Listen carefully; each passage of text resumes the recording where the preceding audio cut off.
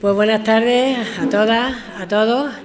Bienvenidos y bienvenidas a este primer café después del verano, que ya también toca empezar a trabajar.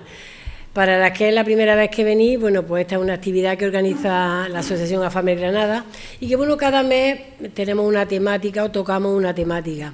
En esta ocasión, y hoy con motivo del Día Internacional de la Mujer Rural, que se celebra hoy, día 15 de octubre, pues queríamos que fuese este día el día que comenzásemos nuestra actividad más señera, ¿no? De alguna manera nos gusta una vez al mes reunirnos pues, alrededor de un tema que es de interés para todas. En esta ocasión, bueno, pues tenemos aquí al doctor Mauricio Suárez, que viene de la mano de Ana Galindo. Ana Galindo también una fiel colaboradora nuestra y que bueno, me planteó la opción de si podíamos tomar café con este magnífico doctor y dije yo, pues mira, pues que mejor que tomarlo con alguien, que mejor que tomarlo con un doctor que además nos va a poner en sintonía. Y cuando me comentó el tema, la verdad que me dejó un poco descolocada, tengo que decirlo, porque digo, bueno, las emociones, yo no sé, esto de sanar las emociones, claro, cuando ya estudias le das vuelta y dices, pues tiene su sentido, esto no lo hemos tocado. Con lo cual nos parecía, o a mí me parecía interesante, y a la directiva cuando planteamos el tema exactamente igual, ¿no? Con lo cual, pues bueno, nos parecía muy buena iniciativa y aquí estamos hoy. Yo le voy a dar la palabra a Ana, que es la que nos lo va a presentar. No lo conocía yo a Mauricio, pero bueno, creo que a partir de hoy ya somos amigos, ¿no? Sí, ya lo estamos. Y colaborador de AFAMER, que bueno, creo que es interesante sobre todo, porque sabéis que tocamos temas muy diversos y a lo mejor como muy...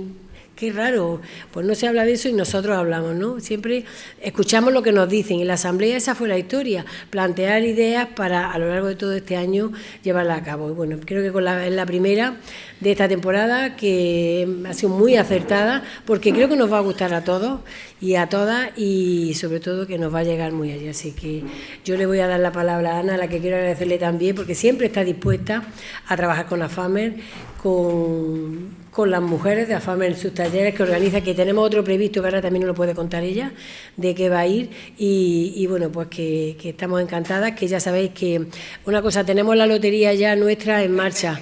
No, que no se me olvide porque aquí Macarena me va a decir que me dio la lotería, lo digo porque es una participación que todos los años lo hacemos a nivel nacional, toda España tiene el mismo número, son los mismos números y bueno, que luego no digáis, y cuando se acabe se la acaba, no hay más. Así que ya está. Otra cosa, la que haya comprado hoy el 10º de la 11, que hoy se hace conmemorativo, nuestra presidenta nacional, junto con la Fundación 11, el 10º de la participación de este día de hoy es en homenaje a la mujer rural.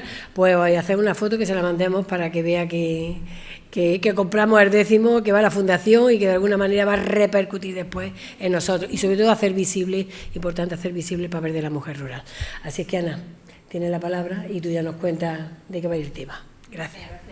Hoy para mí es un honor darle la bienvenida a esta conferencia titulada Sanar desde las emociones, donde vamos a explorar una visión innovadora y también holística de la medicina integrativa.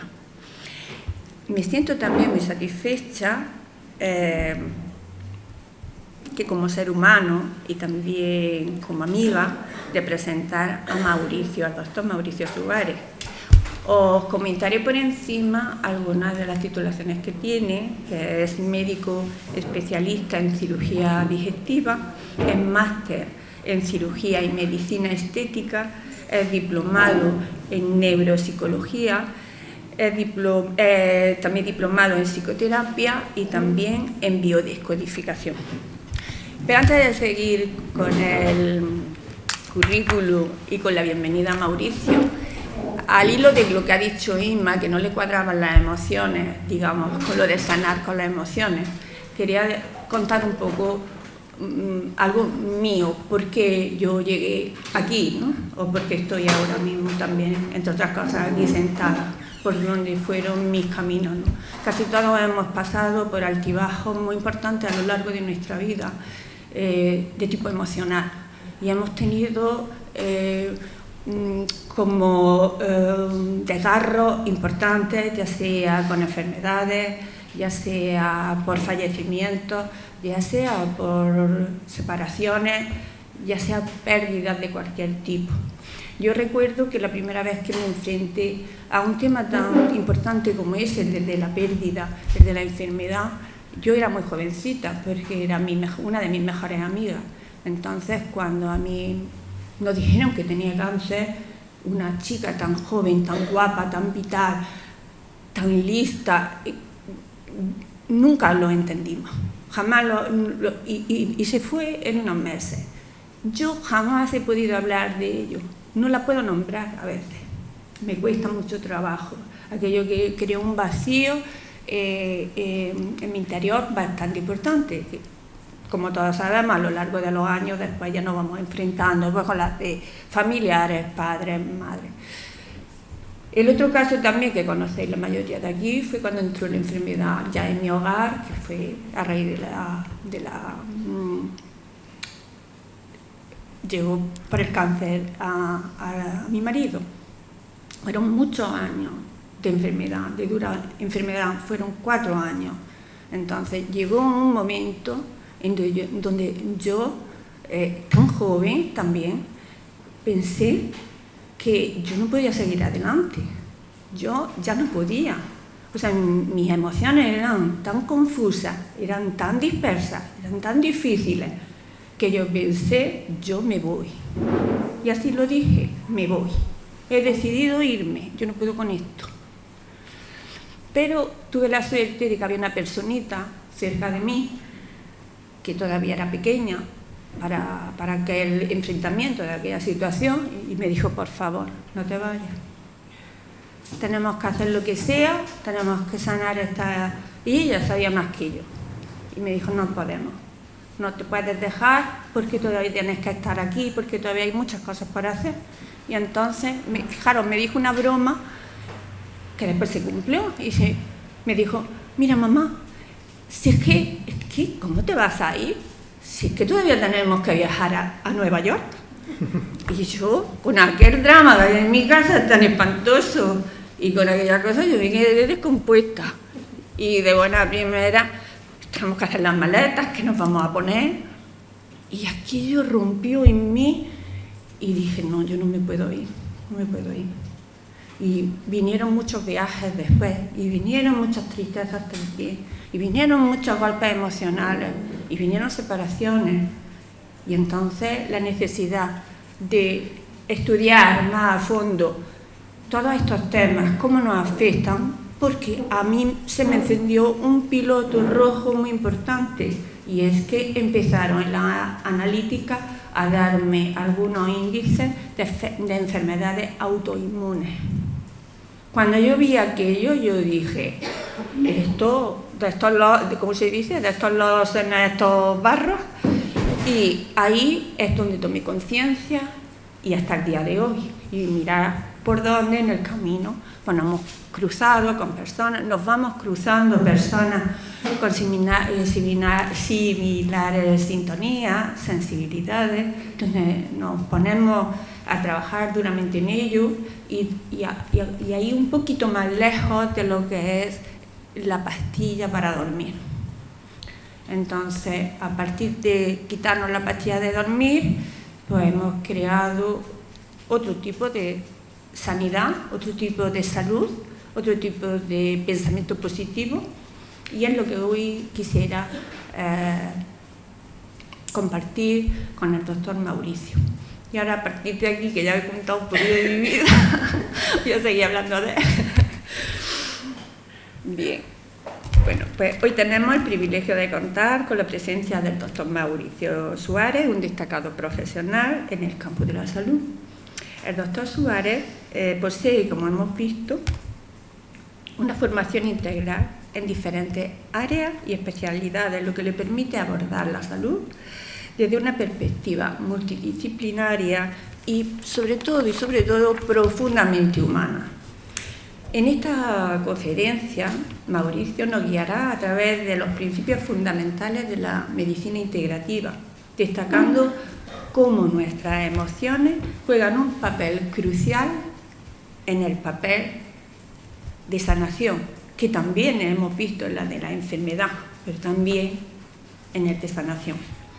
Nos va a mostrar algunas técnicas y enfoques que integran el cuerpo, la mente y también, ¿por qué no?, hablar ya del espíritu, promoviendo una salud óptima y, a ser posible, un bienestar duradero. Quiero hacer hincapié en que va por delante mi admiración hacia su persona, ya que lo conozco, no de hace mucho, pero lo suficiente, porque ha demostrado un compromiso inquebrantable con la mejora de la calidad de vida de sus pacientes, utilizando métodos que van más allá de la medicina convencional. El dar así, salir adelante, a veces con los médicos convencionales no es tan sencillo en sus campos, ¿no? Más cientifistas, más metódicos.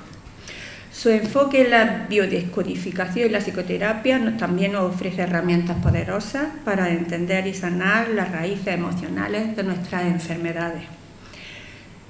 Les invito ahora a que abran sus corazones y sobre todo que abran sus mentes a las palabras del Dr. Suárez y aprovechar esta oportunidad para descubrir cómo podemos sanar desde nuestras emociones para alcanzar así una vida más plena y más equilibrada. Y sin más preámbulos, cedo la palabra a Mauricio.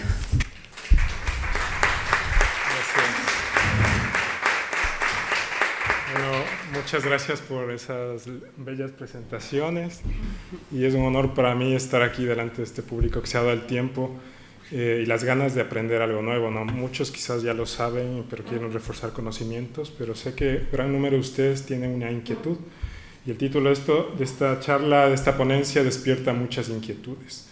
Y quiero que se queden con más inquietudes, porque de hecho en este corto tiempo no voy a poder explicar quizás todo lo que me ha costado mucho tiempo ir estudiando a lo largo de los años de mi práctica profesional, pero voy a tratar de sintetizar lo más que pueda los principios generales para que vean que la salud es más de lo que normalmente pensamos que es. Este soy yo hace unos años en plena pandemia, operando un caso de un paciente que tenía cálculos en la vesícula biliar.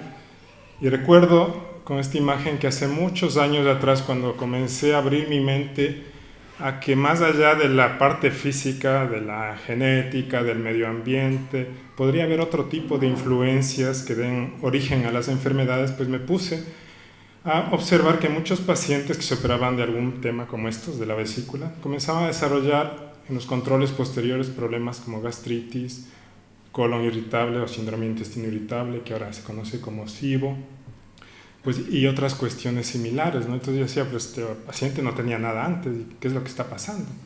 Claro, y comencé a hacer test psicológicos a todos los pacientes que se operaban.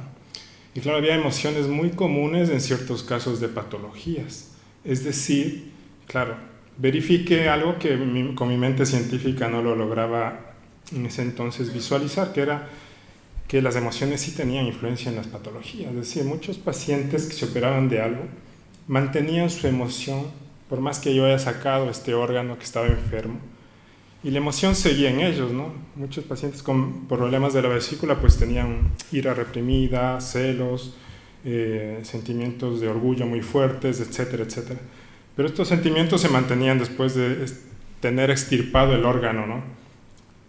Y resulta que cuando tenían el otro problema pues seguían con los mismos problemas emocionales. Entonces, claro, la medicina te da un punto de partida de por qué tienes la enfermedad. Pues porque tus padres te la heredaron, porque consumes tal cosa, pero más allá de eso, vemos que muchas de las causas de las enfermedades pues, son multifactoriales. Dentro de esta multifactorialidad de causas, una de las principales causas son las emocionales. Y de hecho, se puede decir que cerca del 80% de las enfermedades tienen una muy buena raíz y profunda raíz emocional. ¿Okay? Y por eso se explican casos como estos, ¿no? De dos gemelas idénticas con la misma carga genética que debían haber desarrollado ambas obesidad mórbida y sin embargo la una la desarrolló y la otra no.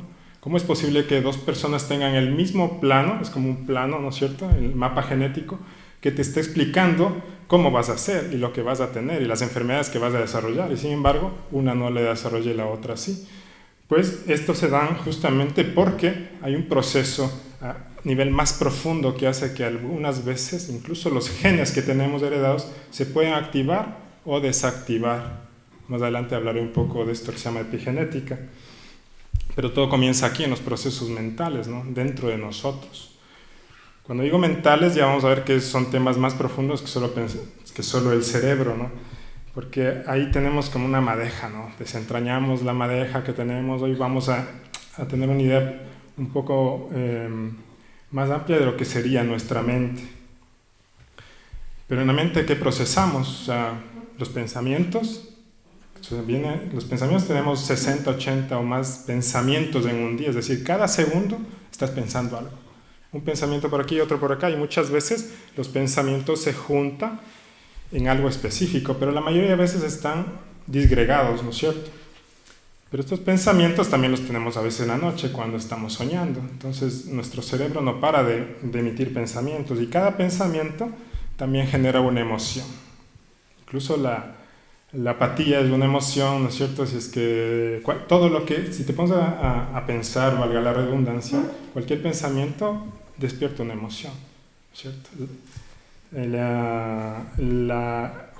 Cuando juntas tú un pensamiento y una emoción, pues ocurre lo siguiente. Nosotros tenemos 5 sentidos para percibir la realidad. Cuando viene un estímulo, sea a tu piel, a tus ojos, a tu oído, a tu olfato, a tu gusto, pues la neurona se demora más o menos de 15 a 30 milisegundos en transferir o conducir el estímulo nervioso al cerebro. Y tiene que emitir nuevamente la respuesta para emitir un sentimiento a nivel del cuerpo, que es la emoción, el sentir. Es una emoción, lo que sientes a nivel de tu cuerpo después de un pensamiento.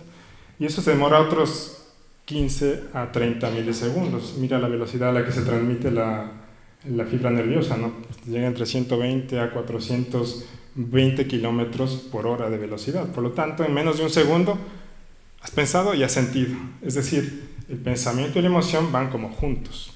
Por eso los solemos llamar patrones de información. Entonces, un pensamiento más una emoción es un patrón de información, que es un código, ¿no es cierto? Es un código. Todo el tiempo estamos entonces pensando y sintiendo. A este mundo venimos a sentir, experimentar sensaciones. Todo el tiempo estamos sintiendo cosas. A lo mejor aquí yo estoy nervioso por hablar frente a tanto público, o a lo mejor ustedes están inquietos por saber qué es lo que voy a decir yo, ¿no es cierto? Están curiosos, todo eso son pensamientos y emociones. Entonces no nos libramos de pensar y emocionarnos a lo largo de toda nuestra vida. Pero ¿dónde se originan estos patrones? Nosotros pensaríamos que se originan en el cerebro, ¿verdad? O sea, es lo que siempre nos ha dicho la medicina y nos han dicho que todos los pensamientos se originan en el cerebro. Pero hay un problema aquí que no es solo filosófico, sino que ahora también es científico entre lo que es la mente y lo que es el cerebro, ¿no? La mente es realmente la que genera todos estos pensamientos y emociones y aparentemente el cerebro sería un receptor. Aquí hay 2 científicos, el uno es un físico y matemático, Sir Roger Penrose, el que está a la izquierda, y el otro es un anestesiólogo, ¿no? Stuart Hameroff, y ambos han estudiado casos de personas en coma que han regresado o personas al borde de la muerte que han regresado. En ambos casos el cerebro estaba plano, ¿no? Es decir, no había cerebro y sin embargo ellos recordaban eventos durante esas experiencias donde no tenían activo el cerebro. Por lo tanto, los pensamientos y las emociones no nacían en el cerebro, estaban en otro lado.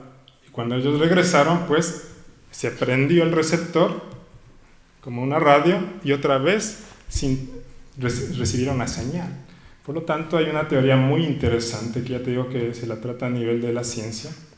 Fíjate que la gran mayoría, yo llevo 26 años de médico y toda mi vida ha sido ciencia, ¿no? Y hace unos 15 o 16 años comencé a estudiar otras cosas complementarias, pero te puedo decir ahora que estoy súper seguro que nuestro cerebro no produce los pensamientos, es un receptor como ese radio. Ese radio o ese ordenador, o si yo pongo aquí una emisora de radio, ¿no es cierto? O cuando transmitan esta señal de televisión, ¿no es cierto? Más adelante, pues yo no voy a estar metido en el monitor de televisión, sino que simplemente el monitor está captando eso. Aparentemente nuestro cerebro es un receptor de la mente que no sabemos dónde está. Es decir, es un problema similar al violinista con el violín, ¿no? ¿Cuál creen que sería aquí la mente y cuál sería el cerebro? Pues el cerebro sería el violín, que no hace nada si no hay alguien que lo toque, y la mente es el violinista. ¿Okay? Y más allá de eso, que pensamos que muchas veces el cerebro es el único que recepta todo, los patrones, pues fíjense que neuronas hay en todo el cuerpo. Donde más hay, en el cerebro, ¿no es cierto? Y después tenemos en la médula espinal un número considerable, mira, 100.000 millones de células en el cerebro, médula espinal 13.500.000, corazón 40.000, y el intestino 100 millones de neuronas. Es decir, hay receptores directos de pensamientos y emociones.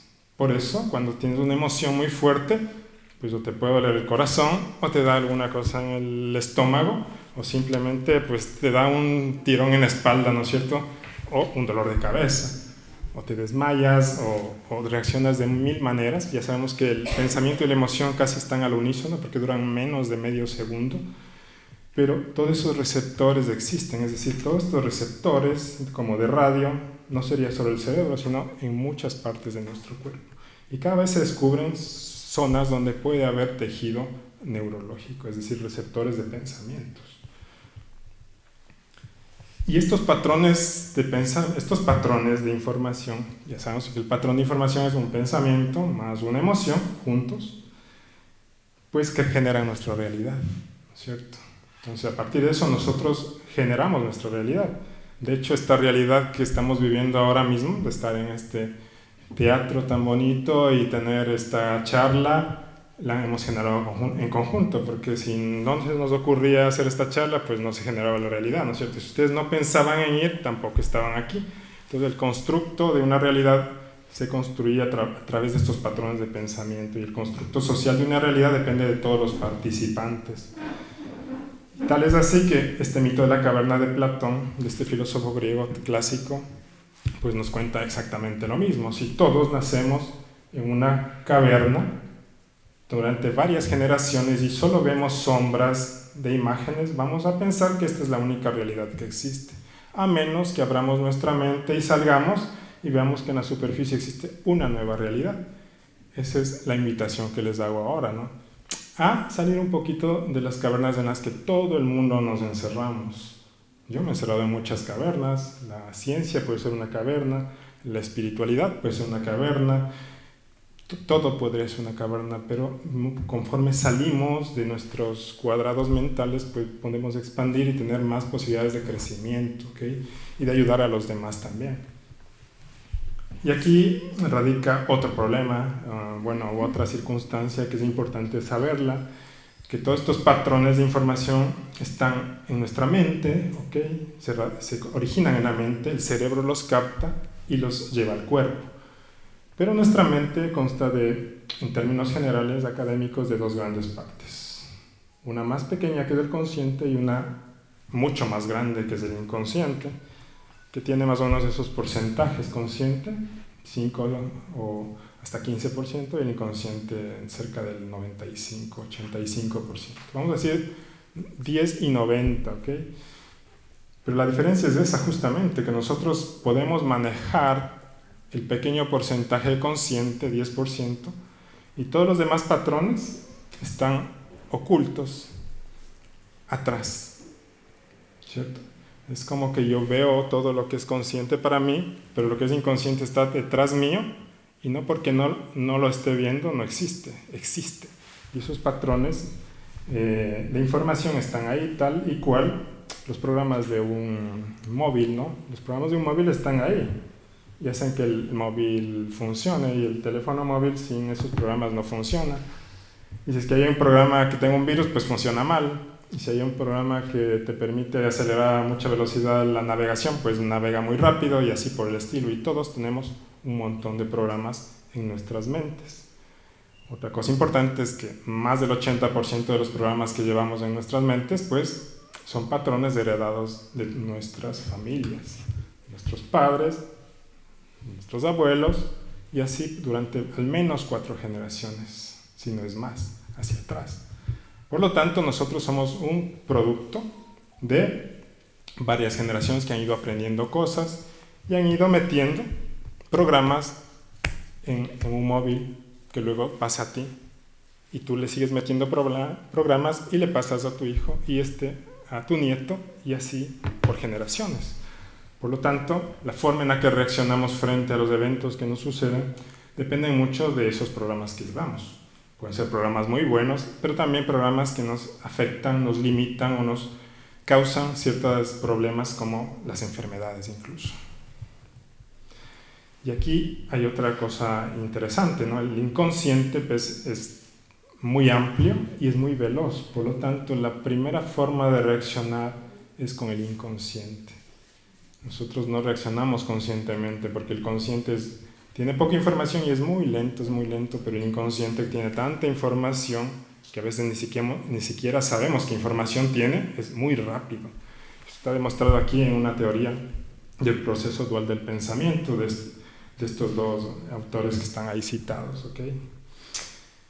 Pero bueno, vamos a pasar ahora en sí a ver, después de tener este concepto claro, ¿no? Nuestra mente no está en nuestro cerebro, no sabemos exactamente dónde está, pero nuestro cerebro y nuestro cuerpo es el receptor de lo que está en la mente. La mente es consciente e inconsciente, el inconsciente es más grande, y todos los patrones que tenemos en la mente, más del 80% son heredados, ¿okay? Y esta mente genera la realidad que vivimos. ¿Qué pasa cuando la realidad que enfrentamos es de este tipo, ¿no? El estrés que siempre nos aqueja a todos, a veces más, a veces menos, a veces un estrés que parece pequeño y manejable, a veces un estrés sostenido en el tiempo, a veces un estrés muy agudo como una noticia grave, ¿no es cierto? Hay muchos tipos de estrés y nosotros los humanos reaccionamos al estrés de una forma que está muy bien conocida desde el punto de vista de la medicina, que es a través del receptor que es nuestro cerebro. Las cosas pasan, captas en tu cerebro, y tienes 3 niveles cerebrales, según Paul MacLean, de reaccionar frente al estrés.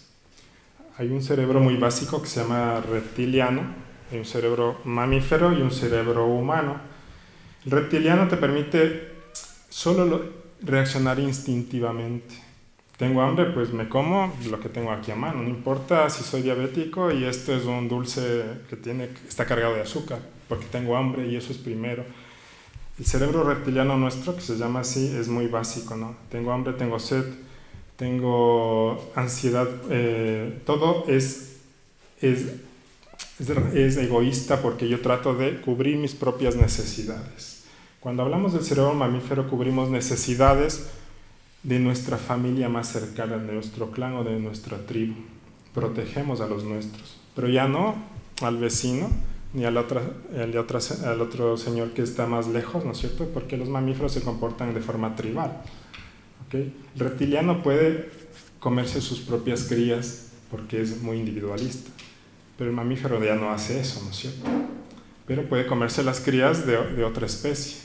Nosotros podemos actuar de esa forma también, ¿okay? Y finalmente está el neocórtex, que es el cerebro superior, que realmente nos hace humanos. Y cuando digo que nos hace humanos, quiere decir que es el cerebro de la compasión, del perdón, del entendimiento, de la empatía, de la gratitud y de todas esas virtudes superiores.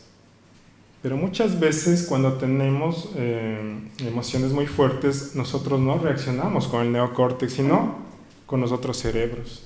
Y ese es el problema, que cuando reaccionamos de esta forma, generamos una serie de neurotransmisores que finalmente nos terminan a veces enfermando, ¿ok? Y cuando queremos sanar, lo que tenemos es que actuar desde el neocórtex para generar otros neurotransmisores que nos permiten volver al equilibrio.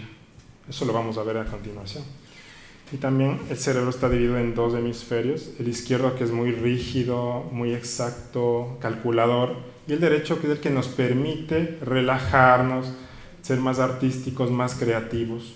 Por lo general el izquierdo es el que siempre está sujeto a programas muy mentales y que también nos pueden llegar a veces a enfermar, pero también es bueno porque encuentra soluciones a las cosas, pero es el derecho el que realmente se activa, por ejemplo, en los procesos meditativos, en las terapias complementarias, y es el que nos permite también generar nuevas visiones de cómo podríamos sanar o curar un evento. Cuando nosotros nos enfrentamos ancestralmente a un peligro, pues tenemos dos respuestas, lucha o huida. Pero ahora ya no nos enfrentamos a ningún agresor, ¿no es cierto? Nos enfrentamos a esto. Pero es lo mismo. Si tienes ahí un montón de trabajo, que luchas contra el jefe o pides una baja y te vas y huyes, ¿no es cierto? Es las dos cosas, pero es exactamente un depredador el trabajo, o es un depredador la familia que discute, o el banco que te quiere cobrar todas las deudas, o un duelo, una enfermedad, una inseguridad, ¿no es cierto? O una crisis socioeconómica, todo eso se vuelve un depredador y nuestro cerebro lo interpreta así. Está bien cuando es un evento puntual, pero cuando esto ocurre todo el tiempo termina teniendo consecuencias bastante importantes, ¿no?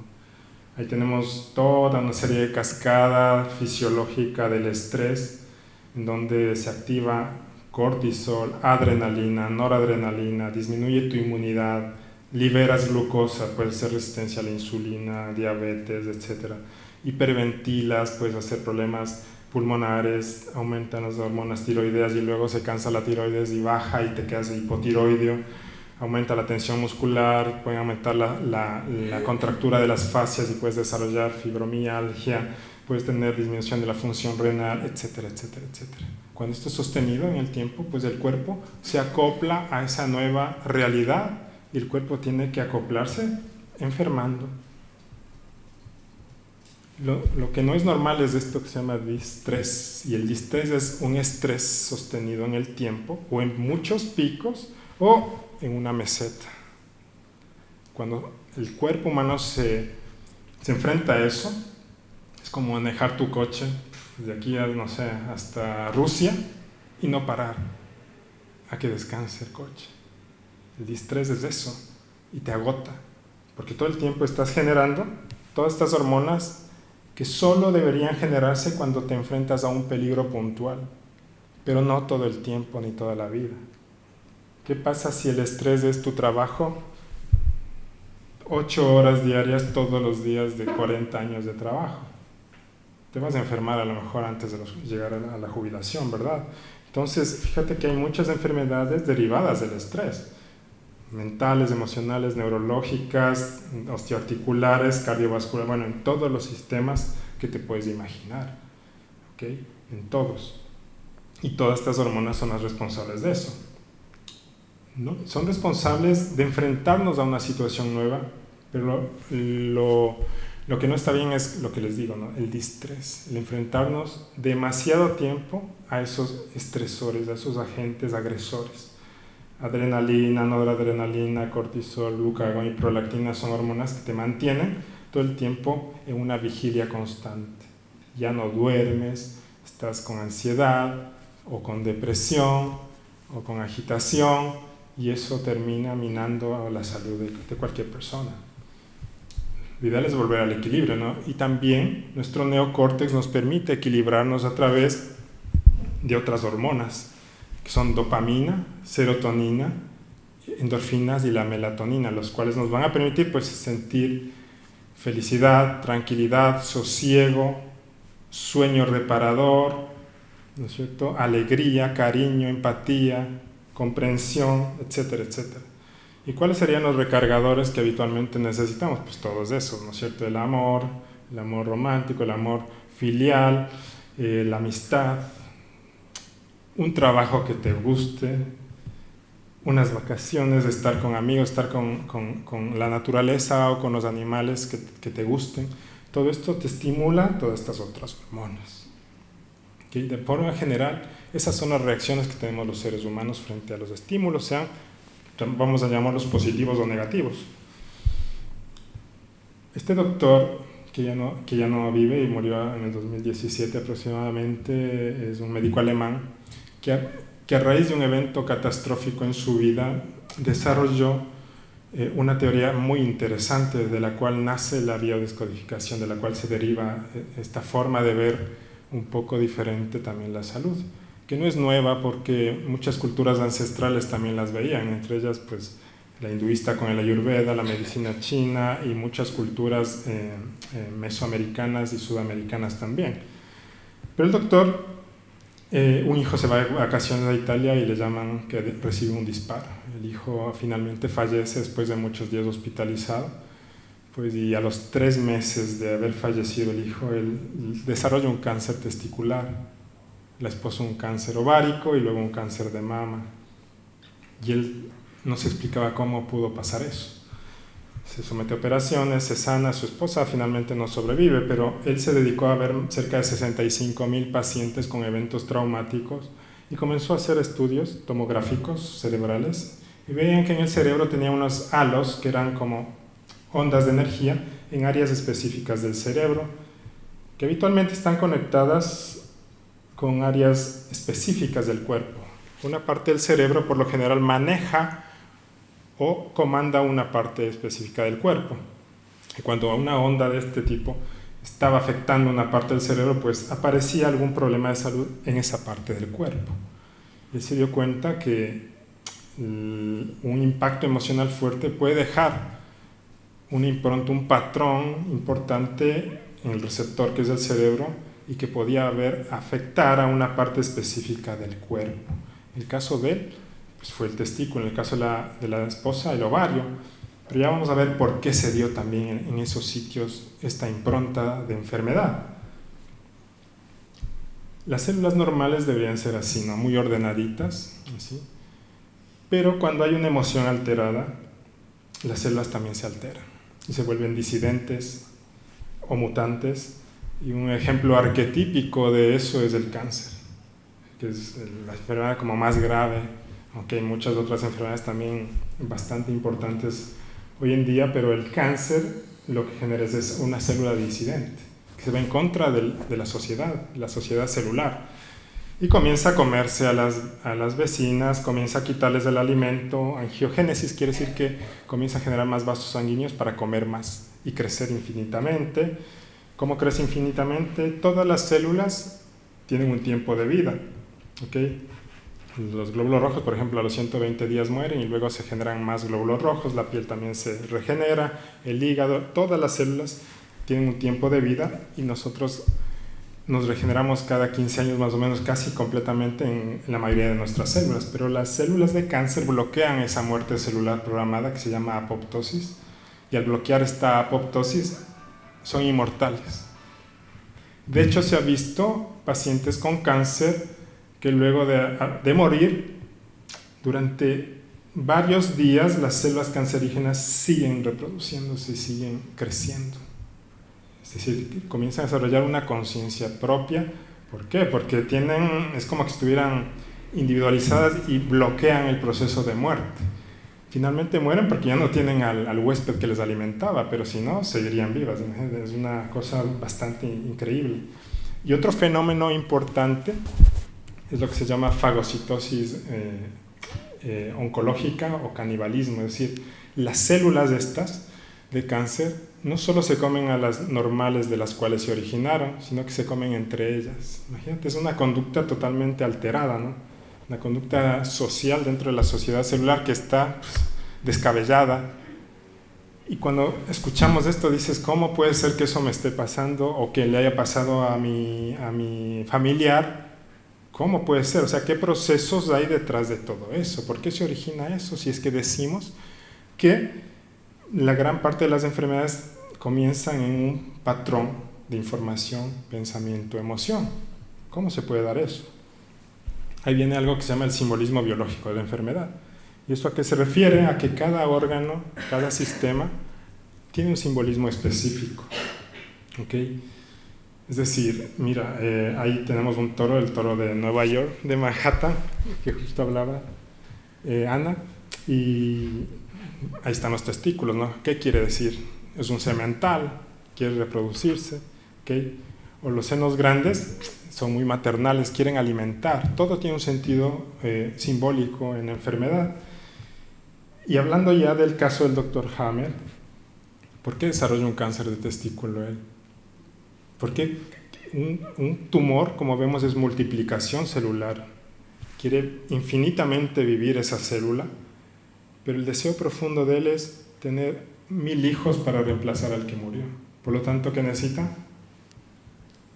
Tener unos testículos más grandes que los de ese toro, ¿no es cierto? Y lo desarrolla de una forma no muy normal. Justamente con estas emociones que les digo, pues las células van a comportarse de la forma que habíamos comentado. Y la mujer exactamente lo mismo. ¿Por qué desarrolla el cáncer en el ovario? Quiere ovular para ser fecundada y tener hijos de reemplazo para que reemplacen el dolor que le dejó el hijo que se marchó. Eso pasa a nivel inconsciente y por eso no somos conscientes de lo que sucede en ese nivel. Somos conscientes a veces del dolor que nos genera, pero no de la información que está detrás de eso, que el cuerpo sí lo capta y que lo expresa de alguna forma. Y claro, la mujer fue operada y desarrolló un cáncer de mama. Y he tenido casos de pacientes que les ha pasado lo mismo. De hecho, les voy a contar un caso muy cercano de una tía mía que un primo pues falleció en forma abrupta en un accidente de tránsito.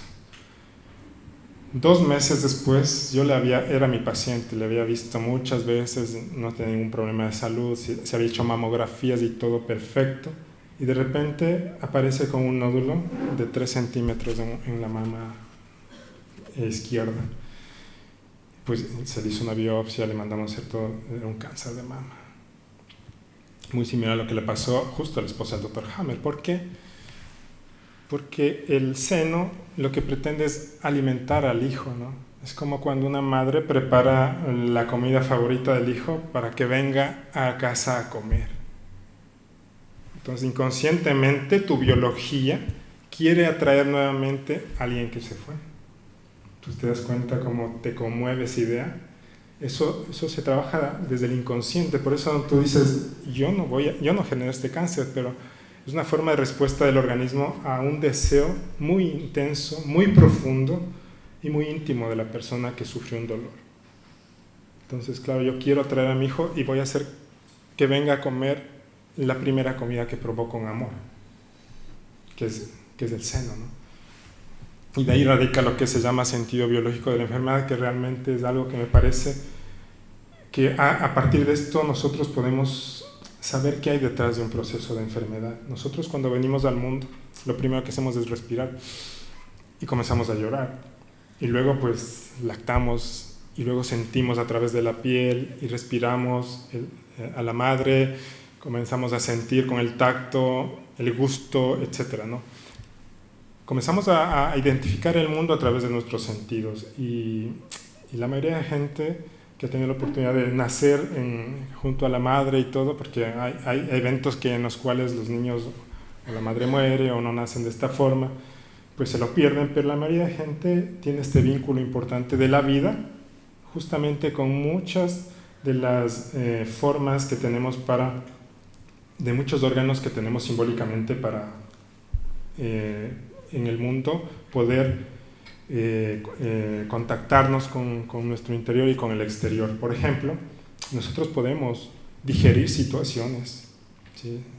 Es decir, si todos los días estás en un lugar que no te gusta, tu estómago es como que estuvieras tragando. Tú estás ahí y tragas saliva, ¿no? Estás tragándote parte de la información que te está dando ese sentimiento que estás viviendo ahí. O también puedes respirar situaciones. Por eso se dice, aquí algo me huele mal, ¿no es cierto? No porque huela mal, sino porque algo hay raro aquí, una situación, o ves que alguien está violento y todo el tiempo estás respirando o estás tragando eso. Entonces cada órgano simbólicamente está representando algo que te sucede en el día a día. De hecho, nos comemos muchas emociones, ¿no?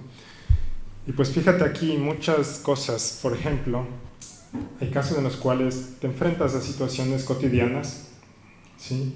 Donde dices, esto no lo quiero comer, no me refiero a la comida, estoy hablando simbólicamente de una situación emocional, de una relación, esto no me lo quiero comer, o sea, no quiero tragarme esta situación, ¿ok?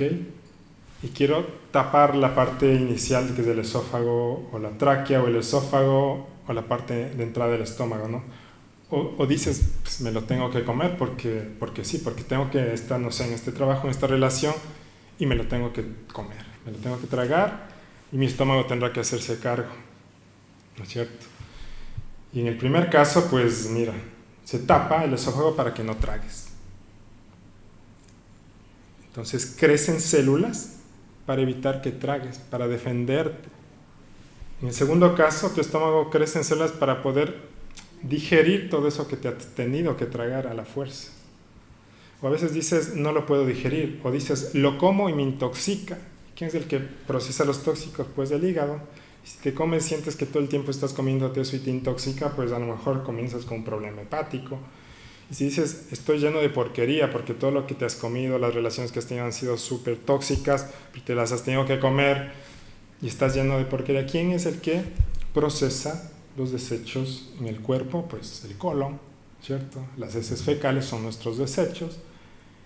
Y para poder procesar más, ¿qué necesitas? Pues más cantidad de células que crezca el órgano. Pues ya sabemos que el crecimiento de un órgano es una tumoración. Puede ser un pólipo, puede ser un tumor más grande, puede ser un cáncer. Y así por el estilo, ¿no? Entonces, si tú te das cuenta cómo de simbólico estamos actuando frente a las situaciones del día a día, pues vemos, esta situación me paraliza y a lo mejor tengo un problema en alguna zona muscular o en una articulación. O si dices, ya no quiero caminar por este lugar, por esta relación, no sé, por este trabajo, por lo que sea, ¿no? Hay tantas situaciones que vivimos día a día. Pues a lo mejor tengo un problema en un pie, una articulación, me irrita tener que caminar aquí, podrían alterarse tus fascias, tus ligamentos, etc. Y así podemos mencionar una serie de situaciones, ¿no? Entonces, les invito a que veamos desde otra perspectiva también, cuando tenemos un problema de salud, cuál es un mensaje que llevamos oculto ahí. Y te hablo desde el punto de vista de un médico que todavía opera, que practica la medicina convencional y científica, pero que aparte la complementa con otras terapias para buscar causas más profundas y poder solucionar y que no regresen los pacientes con otra enfermedad en otro órgano, porque ya le quitaste el órgano que estaba enfermo, que era el órgano diana, que se hizo cargo de esa emoción. Cuando dices, esto me asfixia, no me deja respirar, pues a lo mejor tu pulmón se afecta, ¿no es cierto? Y el pulmón puede afectarse creciendo o cavitándose, ¿no? Con un tumor o con una caverna. Mira, cuando dices, soy frágil, ya no tengo nada que sostener, pues tus huesos tendrán que hacerse más frágiles también. Y desarrollas osteopenia, osteoporosis. ¿Por qué? Porque hay dos cosas súper importantes aquí de enfermedades que los médicos decimos, bueno, todas las mujeres determinadas las de osteoporosis porque bajan las hormonas, se ha suplementado hormonas últimamente y sin embargo sigues teniendo la osteoporosis. Igual los hombres a determinada edad tienen su problema de hipertrofia prostática, a veces cáncer de próstata, pero es porque a esa edad también bajan y suben los estrógenos, se ha suplementado, ahora hay kits de suplemento hormonal y todo, y sin embargo, pues todavía se dan estas cosas. En la gran mayoría de personas, cuando cumplen cierta edad, dejan de tener un sostén con hijos, porque ya no tienen que sostener a los hijos, ¿no es cierto? Ya no tienen que mantener a los hijos tan grandes, a veces ya no tienen que trabajar. El trabajo es una forma de sostener, y para sostener, ¿qué necesitamos? Unas columnas fuertes, como estas.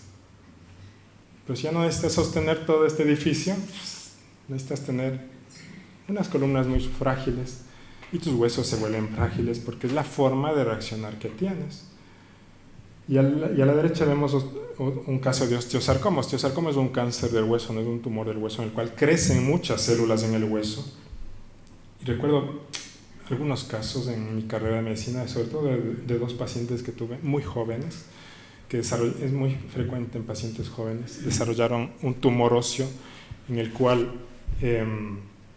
hay mucho crecimiento de células. ¿Por qué crecerá el hueso con muchas células?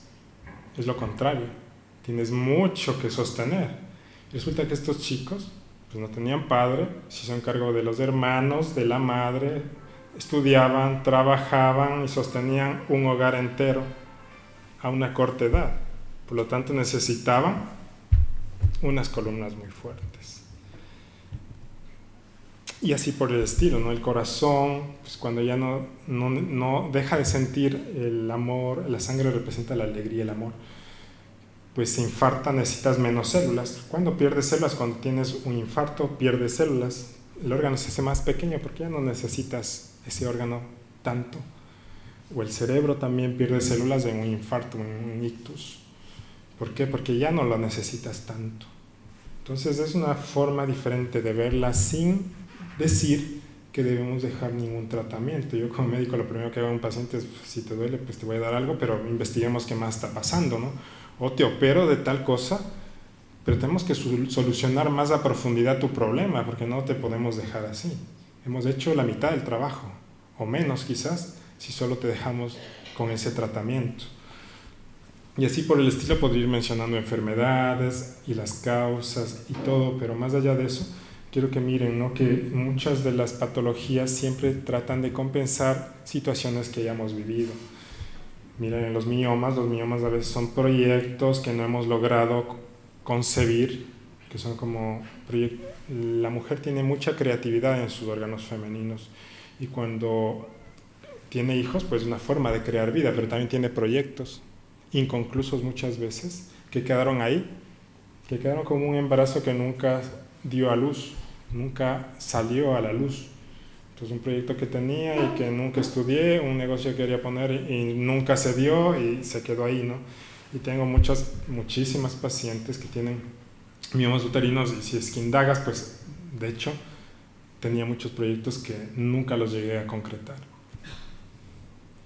Bueno, la mama, ya habíamos hablado un poco del seno, ¿no es cierto? Y de la próstata también. Quiero pasar, para no cansarles tanto, a esta parte de finalmente cómo es que entonces resolvemos tanto conflicto, ¿no es cierto? Porque podemos llegar a los eventos y todo, pero es importante siempre saber la diferencia entre curar y sanar. Una diferencia entre curar y sanar, porque a todo el mundo queremos curarnos y estar sanos. Pero curar, vamos a ponerlo como el término en el cual tu cuerpo se ha liberado de un problema de enfermedad, ¿okay? Pero eso no quiere decir que te has liberado completamente de las causas de la enfermedad, porque hemos sacado el tumor, pero a lo mejor la pena o el resentimiento están dentro tuyo y eso no hemos podido sacar. Y cuando lo sacamos finalmente eso es sanar, ¿okay? Y he tenido pacientes con cánceres, por ejemplo de estómago, que se han operado, se han curado del cáncer de estómago, les ha sacado el cáncer, pero nunca quisieron hacer ningún tratamiento y les regresó y moría y tuvieron un resentimiento profundo, pues les curamos, pero no les sanamos y su enfermedad regresó. Y hemos tenido pacientes también con cánceres de estómago muy avanzados, en los cuales ya eran inoperables, o sea, no podía curarles, pero cogieron terapias, hicieron una serie de herramientas que vamos a ver acá y se sanaron, estuvieron tranquilos y libres. Y finalmente murieron, pero estaban completamente tranquilos, liberados interiormente, ¿me entiendes? Una cosa es liberar tu cuerpo de cosas materiales, de enfermedades, y otra cosa es liberar tu alma de esas ataduras importantes que muchas veces llevamos. Entonces la diferencia, ¿no? Y una cuestión importante es que el momento en que tú abres tu mente para tomar algún tipo de terapia, porque hay muchas terapias que pueden ayudarte a esto, comienza a encenderse en tu cerebro, en tu lóbulo prefrontal, que es el que está pintado en el primer cerebro que ves ahí, algo que se llama potencial de disposición. Y el potencial de disposición fue estudiado por esta psicóloga Susan Davis, que ya abre una puerta para que comiences a sanarte. ¿Okay? Solo el hecho de abrirte a resolver el problema ya es como empujar un poco la puerta y solo te falta abrirla para pasar a esa etapa de sanación. Y entonces tu cerebro hace algo que se llama neuroplasticidad y neurogénesis. Cuando aprendes una nueva forma de sentir esa emoción que estaba ahí, o descubres el patrón que estaba ahí, que estaba originando algún problema, y lo cambiamos, pues tu cerebro ya acopla un nuevo patrón y comienza a actuar diferente.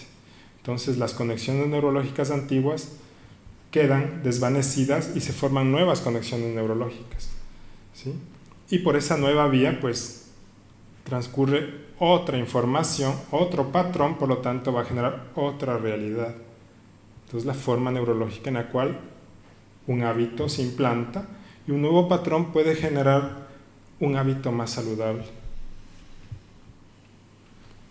Y toda esa información que habíamos dicho así como muy traumática, les he hablado de muchas enfermedades, de muchas cosas, pero no es para que se depriman, solo es para que se informen, ¿ok? Y esta información puede estar en nuestra edad actual, o sea, desde que éramos niños.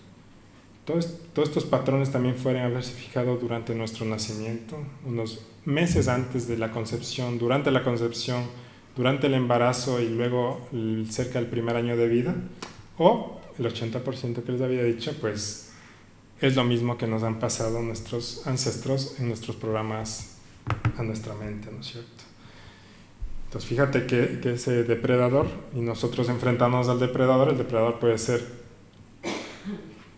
algo de nuestra edad cronológica, pero cuando dices, pero es que yo tengo una vida muy feliz y contenta, pues a lo mejor era durante tu gestación, ¿no? Algo que pasó ahí. O a lo mejor ese depredador se enfrentó a tu bisabuelo y tu bisabuelo te pasó la información a ti como una herramienta para defenderte tú también de un depredador parecido.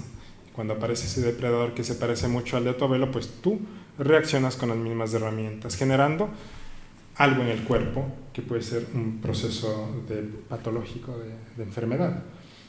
Y los traumas pueden ser o muy súbitos, como la muerte de un hijo en el caso del Dr. Hammer, o pueden ser algo como un efecto jarra, ¿no? Día a día, una relación, un trabajo, el siempre tener que atender a alguien que no quieres, bueno, un millón de cosas que a veces nos tenemos que enfrentar día a día, ¿no? El proyecto sentidos durante el embarazo. Finalmente el transgeneracional, ahí se explica más del 80% de los patrones que llevamos a cuestas. Y se dice que hasta 7 generaciones podemos llevar de información. Entonces son muchos ancestros, ¿no? Que están a nuestras espaldas aparentemente. Pero la epigenética dice que que los traumas y la información que te pasaron a través de los genes, incluso tus ancestros, solo se activa si tú lo permites. Pero claro, como a veces las personas consultan cuando ya tienen el problema, pues quiere decir que de alguna forma tenemos que cambiar esa información para que ellos bloqueen un poco ese proceso de que esos genes sigan activándose. Y los genes no se activan sino solo cuando nosotros les damos el consentimiento. Llévate esa imagen de las dos gemelas, ¿ok? La una le consintió al gen a que se exprese y le dé la obesidad, y la otra dijo, pues no lo voy a hacer. Y el gen, que es un determinante, pues simplemente no lo hizo. Y entonces en medicina decimos, ¿cómo es que puede suceder algo así, no? Y los llevamos siempre a nuestros ancestros aquí a cuestas, ¿no? La visión de la medicina integrativa, pues es eso, es usar la medicina convencional, diagnóstico, analíticas, exámenes complementarios, es decir, la medicina clásica, convencional y científica, pero aunada, apoyada, complementada por otras técnicas, como muchas medicinas alternativas que hay, psicoterapias, dentro de eso tenemos neuropsicología, biodescodificación, metagenealogía, constelaciones familiares, etc. La nutrición, que es fundamental, ¿no es cierto? La terapia neural, coaching y PNL, terapias energéticas, que existen muchísimas, terapias naturales, yoga, meditación, medicina china, acupuntura, etc. No todos los pacientes requieren todo. Durante una evaluación tú dices, mira, este paciente requiere mi tratamiento médico y a lo mejor se beneficia de estas dos terapias que le van a ayudar a encontrar el momento en el cual tiene que hacer el cambio, el chip ese que hay que cambiarlo un poco, y podemos aceptar mejor los procesos, ¿ok? Y muchas herramientas de estas que nos permiten entrar justo a ese inconsciente, pues son estas, ¿no? La hipnosis, la meditación, acceder a ciertos estados de trance, muchas veces con técnicas de respiración, donde podemos dar otra información, cambiar los patrones esos mentales, porque a la larga, cuando cambiamos ese patrón, pues cambia nuestra realidad. Pero esa es la parte difícil. Pero podemos acceder mediante estas herramientas: PNL, coaching terapéutico, la psicología energética, digitopuntura, chakra, yoga, ayurveda, la kinesiología, la radiestesia médica, la terapia familiar sistémica, metagenealogía, las constelaciones familiares. Son terapias que acceden directamente al área esta oculta del inconsciente. Los actos simbólicos, psicodrama, psicomagia, escritura terapéutica y las plantas naturales ancestrales de poder, los enteógenos. Existe actualmente una serie de herramientas que nos van a permitir saber por qué no solo nos enfermamos, sino también por qué hay situaciones repetitivas en nuestra vida. Muchas veces las personas no consultan porque están con una enfermedad grave, a veces consultan ¿por qué? Porque resulta que siempre se repite un proceso en su vida muy parecido, que no es enfermedad, que es una relación. O sea, siempre me encuentro con un jefe así, con una pareja así, o con un amigo que me hace siempre lo mismo, ¿no? ¿Por qué? Porque actuamos de acuerdo a esos patrones. Y estas herramientas nos permiten entrar a donde están albergados los patrones y poder cambiarlos de acuerdo a lo que el paciente, ¿no es cierto?, con el terapeuta o el médico, pues vean qué es lo mejor para él. Otra cosa clave en medicina integrativa es que uno de los protagonistas principales es el paciente, ¿sí? Normalmente en la medicina clásica el principal protagonista es el médico y tú vienes y te dice que tomes y tú te vas y tomas, ¿no? Pero aquí el paciente también tiene una tarea fundamental, que es ser empático acerca de su tratamiento, ¿okay? Y es un ente en el cual una consulta dura mucho más tiempo, es decir, estamos hablando de por lo menos 1 hora, y no solo una consulta, sino algunas sesiones en las cuales hay una empatía directa de relación médico-terapéutica o médico-paciente, en la cual se te conoce más a fondo y sabe cuáles son tus necesidades reales y sabe hacia dónde tiene que dirigirse la terapia, para que llegue al aspecto más profundo de la persona, que es el alma, digamos así, ¿no? La mente, el sentir. Finalmente, lo que siempre queremos que todas las personas obtengamos es eso, empoderamiento, o sea, sentirnos más fuertes con uno mismo, entender para qué viene esta enfermedad. Muchas veces las enfermedades queremos saber por qué nos dio, a veces es para qué. Entonces, ¿para qué? Porque para que ya no esté en esta relación, tienes que cambiar. ¿O para qué te da una enfermedad? Para que haga un cambio de vida, ya no trabaje tanto, a lo mejor es hora de parar. ¿Okay? O para que emprenda otra cosa, o para que termine este proyecto. ¿Okay? Hay muchas posibilidades de que son como alarmas muchas veces los síntomas o las enfermedades. Entonces, mayor entendimiento, empatía y compasión. Deshacerte de estos patrones que hablamos, comprender, perdonar a veces a uno mismo o a alguien que está pendiente de perdón, cambiar la memoria celular, porque vimos que todas las células tienen una memoria, un receptor para estos patrones mentales, ¿no? Vemos que hay neuronas por todo lado. Entonces, cuando cambiamos esta memoria, hacemos epigenética. Eso queda grabado y uno de los beneficiarios directos de ese cambio nuestro van a ser nuestros descendientes, hijos, nietos y todas las generaciones que vengan. Entonces, es un compromiso personal y con tus descendientes, con tu familia. Generar nuevas emociones y modificar hábitos, neuroplasticidad a la larga, ¿no? Es generar en tu cerebro nuevas conexiones neurológicas. Cambiar el pasado, porque cambias parte de tu historia, tu presente y también tu realidad futura. Encontrar un equilibrio, influir positivamente en las personas de tu alrededor, ¿okay? Y finalmente sanar interiormente, que es lo que finalmente pretendemos. Entonces, esta charla va un poco a concientizar que tenemos una parte más profunda nuestra y que es más grande que solo lo que vemos en el exterior. Y también va para que nosotros sepamos que es importante ir de la curación, que es lo que siempre buscamos, pues a la sanación, que es lo que deberíamos estar buscando. Listo, pues muchas gracias. Y